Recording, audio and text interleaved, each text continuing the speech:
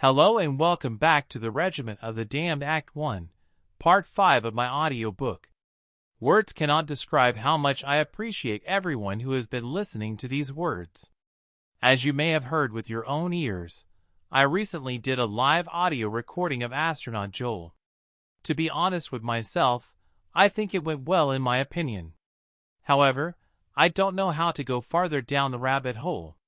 If you have any guidance or recommendations, please comment below in the video, and as always, thank you so much for your support. Remember my imaginative friends, a left step can be in the right direction. Just like walking down a righteous path, with no tether too many times, can make you face the other direction. So for now, sit back, relax, put on those imagination caps and listen to Part 5 of Act 1. Back at the briefing Part 2. Johnson covering his mouth and holding back vomit from remembering the smell. Guardsman, can you describe in better detail what you saw when you were looking at your fallen man? Asked the captain, the guardsman opening his eyes and removing his hand from his mouth. The captain seeing a new bloody fingerprint across Sergeant Johnson's left eye. Yes, my lord, the bodies were cut up like pigs at a farm. The cuts were all done with a single stroke. I saw no evidence of the bones getting crushed at the ends of the cuts. Even a power sword cannot cut as smoothly as their claws or swords that they use. What do you mean by that, Guardsman? The thing said all their weaponry is alive. Everything about the Tyranids is based on biomass, which they collect and consume. By doing this, they can make a whole planet turn into a rock, dead of everything, which in turn makes their evolutionary traits much more difficult to defeat or to better adapt themselves for next time around in battle. The thing said that is why the Necrons would be a great ally to fight against the Tyranids, as they cannot reproduce their losses because of the mental comprehension from the Necrons' mental body, and even if they do consume their own dead, their plasma technology will make it so they cannot use the biomass because it contaminates on a molecular level. The captain crossing his arms, stroking his face with two fingers, one of them moving up and down from all the scars on his face. Guardsman, are you saying that this person knows about the Necrons and knows how to fight them and found a vulnerable weakness for this new enemy we're facing? Yes, my lord, this thing has more knowledge about our universe than you can even imagine, my lord. If Joel, glancing over at Callus, seeing his head down and reading papers, looking back at the captain. If Joel made it, I beg of you we must listen to him. Inquisitor Callus dropping the papers in front of his face. What do you mean next time around? Sir, the bigger ones will sometimes fall to the ground dead. And depending on how bad the damage was, they could recover within seconds or sometimes minutes, but not all of them are like that. The Tyranids have different special abilities. You see, you might have 3 of the same species of Tyranid creatures. Yet, you will have 3 different abilities from one and the other. One might have acid for blood, one will have those hooks that drag you in, while the other one can produce a force field around it. Hell, some can have all of them at the same time. We found that one the hard way with Commissar Thaddeus's right arm. Looking at his own hands, still seeing the blood on it. Guardsman, you said their weaponry is alive. What do you mean by that? My lord, the best way I can explain it is, each of the weapons is an extension of their own body. Each species of Tyranids has their own weaponry that they carry. Just like with our weaponry, we have pistols, rifles, and heavy guns.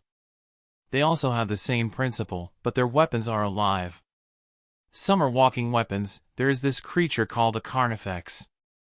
The thing called that a screamer killer due to the high defining pitch you hear as it spits out the bio attack at you. Volleys of heavy laser cannons, after volleys of grenades and rockets, did not take this creature down. Commissar Thaddeus ended up sacrificing himself to kill this thing so we could make our final escape. Without him, I believe none of us would be here right now because of this one creature. The captain placing his hand onto the shoulder of Sergeant Johnson. Sergeant Johnson, how big is this creature you speak of? The Carnifex is the size, if not bigger than a dreadnought. It has 4 giant claws about the length of 2 space marines, and this thing forms a bio attack, which is hotter than the sun. It can melt tanks like it was nothing. So, there is no way for any creature besides them to use them.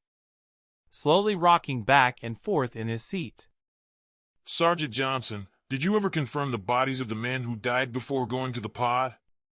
We're dead and not just MIA perhaps.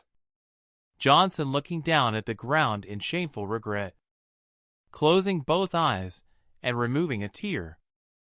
I can only assume that the other legs and bodies belong to Private Reynolds and Corporal Smiths. We never found their bodies. Inquisitor Callis takes a deep breath in the air and exhales in front of Sergeant Johnson's face. You smell that on you, Sergeant Brock Johnson. Smells like cowardice, and it's coming off of you. Johnson crying with tears falling onto his lap, mixing with his own urine from earlier. My lords, I had to figure out if Commissar Thaddeus' report on Sergeant Fields was right.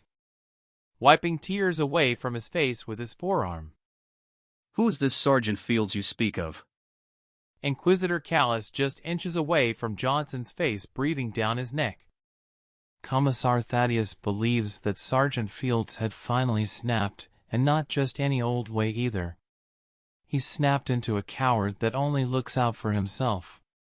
He started acting out a couple of days after an orc party attacked us. Removing tears from his face and collecting himself once more. How long ago was that, guardsman? It was about 4 days before the pod came down. He was cutting his own face and other body parts. It was weird. One day he was fine, then the next few days he would wake up with new cuts on his body. After Commissar Thaddeus found out about this, he sent him to the infirmary, and the doctor came back an hour later and told him something, and a couple of days after that, he was part of the party to find the thing at the swamp. Who was the doctor that treated him, guardsman? His name is Dr. Wilson. He was on the first wave out when the Salamanders of the Space Marines chapter showed up to help us escape that doomed world. Dr. Wilson was also the man who put Commissar Thaddeus back together as well. Watch your mouth, guardsman. Callis hissing back, leaving spit on Johnson's face. Johnson wiping away the spit off his forehead with his right bicep. Looking over, seeing the Space Marine captain right hand making a fist. Johnson thinking the same thought that ran through his mind already. If I say too much, will they just kill me? Yes, sir, he started talking to himself, and to be honest, we did not think anything of it, as his fighting persona was more aggressive. How so, Sergeant? There were a couple occasions where when the orcs went through our lines, it was always Sergeant Fields who could get away, and because of him, we lost over 300 men, and many more fell to a horrible death later. This happened a couple of days before the thing landed. To keep it briefly, when the Orc War boss was attacking us, he managed to break through our lines, and we had a SOP if our lines broke at a certain point. The last guardsman must close the valve to the air scrubbers. If not, the entire area could explode. As the byproduct of all the air scrubbers make a methane gas which can explode. Just so happens that Sergeant Fields was the last one, and he did not close the valve like our SOP says. So, when the orcs took over that area, we were getting ready to do a counterattack to reclaim the area. A spark or some type of extreme heating source happened and caused a fiery explosion inside the tunnels, causing a mass explosion outside our walls. Those that made it stood there and fought to the end to repel the orcs. Now, because of this explosion, our air scrubbers supply has gotten diminished, and we only have 3 weeks of blood scrubbers left inside the walls. So, because of this, one man did not turn a simple valve. Hundreds of men died, and countless civilians twitched themselves to death and dying a horrible death. So, Commissar Thaddeus needed him to be punished, and a quick death from a bolt pistol to the head would not suffice, my Commissar. I see. The captain looking over to Inquisitor Callis, and sees him playing with his holster latch and turning his attention back to Sergeant Johnson. Continued speaking about the bodies of your guardsmen, Sergeant. Yes, my lord, the only torso that could be found, if you can even call it that, was Corporal Favor's top half of his body. His head was missing, and both arms at the elbow appeared to have been blown off. Private Todd and I flipped the torso over to look at the back, and I suspected it was his body. Sergeant, for the record, how did you confirm it was his body? About 6 weeks ago, he suffered an injury to his lower back. An orc almost cut him in half. A smile was on Johnson's face, remembering how funny he was. And what of Corporal Smith? Corporal Smith's weapon was on the ground, as he was the only guardsman who did not have the correct pistol. Grip phrase. Johnson stops talking and looks at the ground, to the feet of the captain. The captain takes one step to Johnson and shouting out, Sergeant Johnson. Inquisitor Callus pulling out his bolt pistol and aiming at Sergeant Johnson's head. Not yet, Inquisitor. My head! The pain! Get out! Get out of my head! Now! I can't take it! Guardsman. Say get out of my head one more time, and you will have no head to speak of. Callus moves quickly to the door to get a better aim around the captain, who is purposely blocking Inquisitor Callus's aim. Guardsman, where are you? What do you see? Shouting, the captain trying desperately to get some type of information and wondering what is happening. Captain, step out of the way. This must be done before it's too late. Get out! Get out of my head! Kill me! Kill me now! Thrashing back and forth in pain. That's a guardsman. Callus yelling over the chaos that is unfolding. Walking closer to Sergeant Johnson so he can shoot him in the head. For the crime of... Johnson stops moving and yelling out from the pain inside his mind. Captain Invictus raises his power fist and backhands Sergeant Johnson's face, and sending him flying out of his seat across the room, sliding into the wall. At the same time, 2 space marines with white helmets with blue power armor swiftly kick down the thick metal door of the room, with bolt guns aimed at Johnson's body ready to fire. Inquisitor Callus gets knocked over by the door, falling to the ground and getting pinned to the ground, too weak to move it himself. Easy, brothers. We are okay. Take Sergeant Johnson to the infirmary at once. Have the apothecary look over at him and tell Chief Librarian Tigurius to get ready. Yes, Captain. Picking up Johnson by the belt and rolling him under his arm slump like a ragdoll. The other Space Marine veteran walking past the door and points to the door that has fallen. The Inquisitor is under the door. I demand someone to get this door off me now. Captain Invictus walks slowly and picking up the door with ease. Are you okay, Inquisitor? Yes, Captain, I am okay. Brushing off his clothes. Still recovering from his pride being damaged. Captain or not, it would be wise for you to not discuss this part with anyone. Of course, Inquisitor. No one will know of this.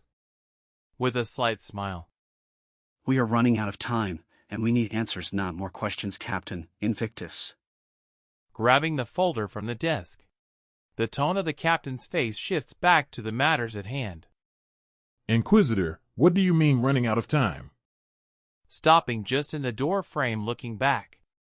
Captain, we both know this planet was set for exterminatus the moment that thing sent that video out. Telling secrets that no man in this entire Imperium should know. This thing could be the chaos that this world is coming to. If I must kill this entire planet to stop 1 ounce of this suspect of heresy and chaos, I will. Rubbing his eyes with his right hand. Before we talk to this thing, we have a video of him talking to Commissar Thaddeus. Very well, Inquisitor. Walking past Inquisitor Callus, towering over him, and taking the lead down the hall, with Inquisitor Callus following behind him.